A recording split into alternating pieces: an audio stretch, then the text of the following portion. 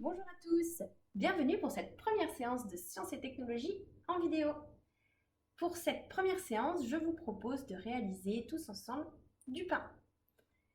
Première consigne que je vais donner, cette recette ne la faites pas sans vos parents parce qu'à un moment on va devoir utiliser le four pour cuire le pain et ça c'est dangereux. Alors première chose à faire pour fabriquer du pain ou pour cuisiner en général, on se lave les mains. Je vais l'accélérer un peu la papier. Alors, une fois qu'on s'est lavé les mains, vous allez me dire, mais qu'est-ce qu'il me faut pour faire du pain? Alors, il vous faut de la farine, du sel, de l'eau et de la levure de boulanger. Alors, vous allez me dire, de la levure de boulanger, j'en ai pas, on est confiné, on n'a pas le droit de sortir, c'est pas grave. Plusieurs solutions. Soit vous avez de la levure chimique, ça marche aussi. Soit vous attendez d'aller faire les courses. De toute façon, il y a bien un moment où il va falloir aller faire les courses. Vous demandez à papa ou maman d'aller vous acheter de la levure de boulanger. Soit vous essayez sans levure et puis on comparera avec ce qu'ont obtenu vos copains. On verra ce que ça donne. Alors maintenant qu'on a tous les ingrédients, on va commencer par prendre de l'eau. Il nous faut 150 ml ou 15 centilitres d'eau. Donc j'ai versé jusqu'à ici 150 ml. Il faut que ce soit de l'eau tiède. D'accord? C'est important. Je prends mon eau tiède. Je la verse dans un petit bol. Et vous ajoutez la levure. Donc ici, dans chaque sachet, il y a à peu près 5,5 g de levure.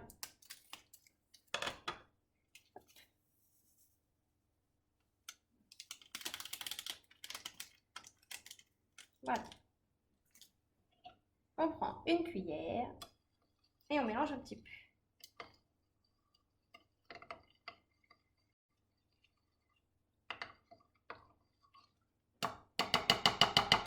Ensuite, vous laissez reposer environ 10 minutes.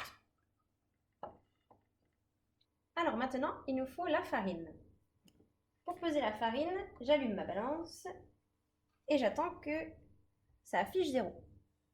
Je prends mon saladier et là j'ai un problème. Le problème, c'est que mon saladier, il a une masse qui s'affiche sur la balance. Mais moi, je ne veux pas de cette masse pour calculer ma quantité de farine. Alors, j'appuie sur un bouton ici, avec un T, qui s'appelle TAR, et normalement, ça remet ma balance à 0. Et là, je peux tranquillement mesurer ma quantité de farine jusqu'à 250 g. Alors, je récupère la levure qu'on a laissée reposer pendant 10 minutes. Regardez ce que ça donne. Si votre prof a bien fait son cours, vous savez tous que c'est un mélange homogène, n'est-ce pas? Je verse donc mon mélange de levure et d'eau sur la farine. Et là, il va falloir mélanger les ingrédients. Pour ça, je vous conseille, vous mettez une main sur le bord du récipient et avec l'autre main, en fait, vous allez venir pétrir la pâte, c'est-à-dire mélanger la farine avec l'eau et la levure.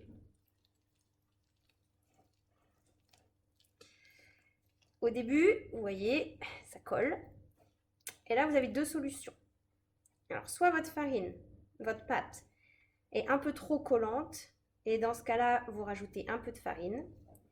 Soit votre pâte est un peu trop sèche, un peu trop farineuse, et dans ce cas-là, vous rajoutez un petit peu d'eau. Donc, vu que vous faites ça avec papa et maman, c'est l'occasion de vous faire un peu aider. Vous leur demandez de rajouter donc un peu de farine ou un peu d'eau. Le but à la fin, c'est que ma pâte ne colle plus du tout. Bon, et là, vous allez me demander, mais au fait, madame, c'est quoi le lien entre faire du pain et les sciences et technologies? Alors, le lien, ça va être l'origine des ingrédients. Je vais vous demander de faire une petite recherche sur l'origine du sel, l'origine de la farine, et aussi, surtout, l'origine de la levure, parce que c'est elle, cette levure particulière, qui m'intéresse. La levure de boulanger, hein, pas la levure chimique, mais surtout la levure de boulanger. Quand on se reverra en classe, je l'espère, bientôt, on reverra du coup l'origine des différents ingrédients et on verra un petit peu l'action de cette levure lors de la fabrication du pain. Le but à la fin, c'est d'obtenir une pâte qui ne colle plus du tout. Une fois que vous avez bien récupéré toute la farine qui était dans le fond du récipient, vous obtenez donc une belle boule de pâte qui ne colle plus. Là, pour l'instant, ça ne sert à rien d'essayer de vouloir faire une baguette, puisqu'il va falloir laisser reposer un petit peu votre pâte. Je finis de faire une belle boule de pâte. J'enlève ce que j'ai sur les doigts.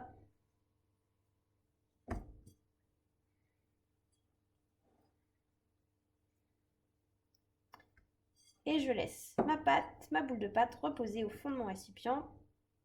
On peut mettre un torchon sec propre par-dessus. Et on la laisse comme ça pendant 1 heure. Voici 1 heure plus tard. Attention. Tadam! Oh, belle pâte. Alors déjà, si vous regardez, si vous avez bien fait votre travail, elle a dû gonfler.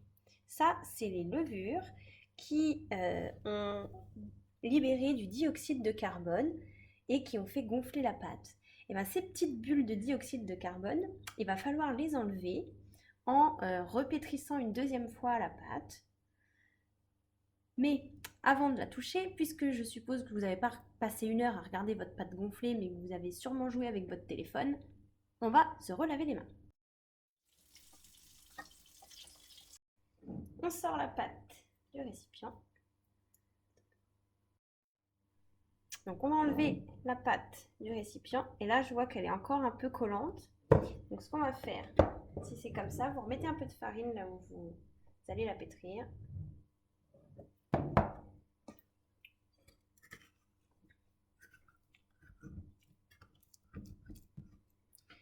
Vous essayez de bien enlever la pâte du bol.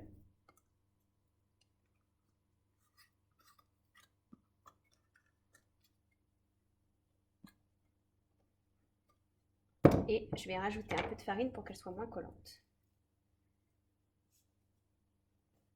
Voilà. Donc on a dit, le but, enlever les petites bulles de gaz qui sont dans la pâte. Alors on y va, on pétrit.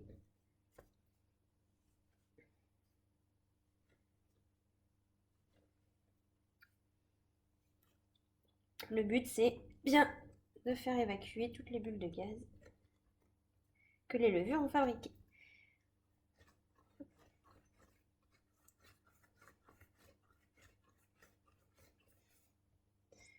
Voilà, une fois que vous avez bien enlevé toutes les bulles de gaz, donc la mienne elle est encore un peu collante.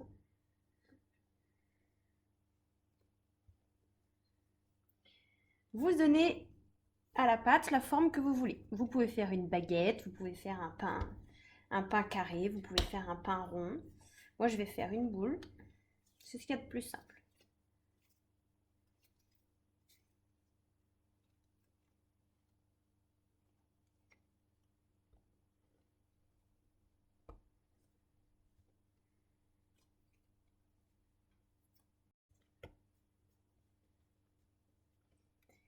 Vous la remettez dans le bol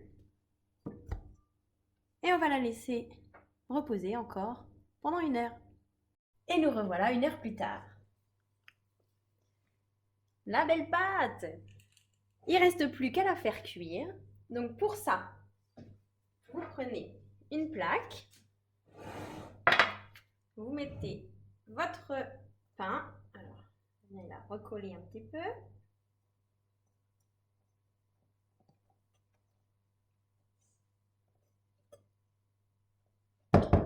Sur la plaque. Voilà.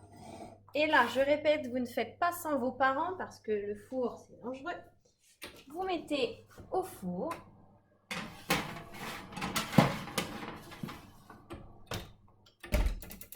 Donc vous mettez 180 degrés ou thermostat 6, ça dépend comment est mis votre four, pendant 20 minutes. Et c'est parti. Ça y est, les 20 minutes sont passées. Donc, on peut retirer notre plaque du four.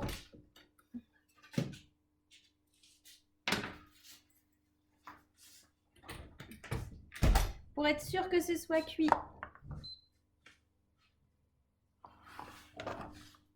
Vous pouvez prendre un couteau. Maman, maman, Si la lame ressort sèche, c'est que c'est bon, c'est cuit. maman. Il n'y a plus qu'à vous souhaiter une bonne dégustation. Et pour ceux qui veulent, je vous ai remis la recette des petits croustillants au chocolat en lien.